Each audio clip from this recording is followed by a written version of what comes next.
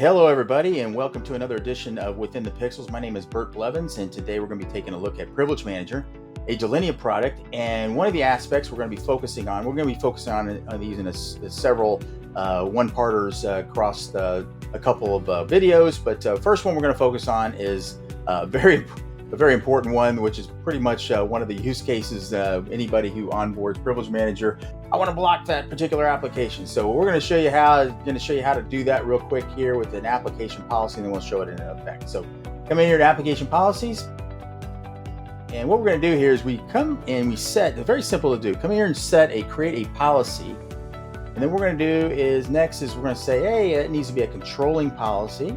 And so next step is we simply click this selection here, block.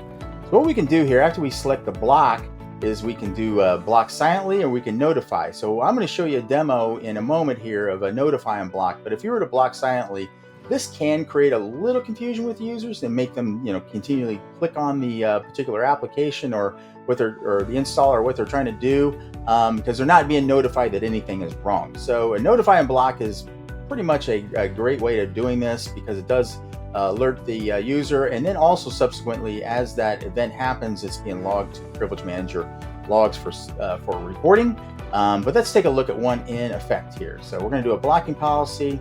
Open this up here, come into my downloads, and let's take a look at a blocking example. So we're going to go WinSCP. We're going to say, let's try to install that. Okay.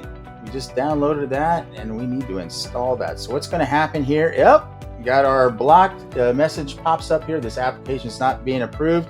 So we can see all the details. We see the application. We see the particular user. And if we look at in more granular details of the logs, we can see that machine, the time of day. We see all this. Of course, when you bring in Privilege Manager to your environment, you can change this logo here to make it your own, and you can change the wording around accordingly on these messages. So that's what I wanted to show you for today. That's a blocking policy. Next up, we'll be doing a justification policy and an approval policy. So stay tuned.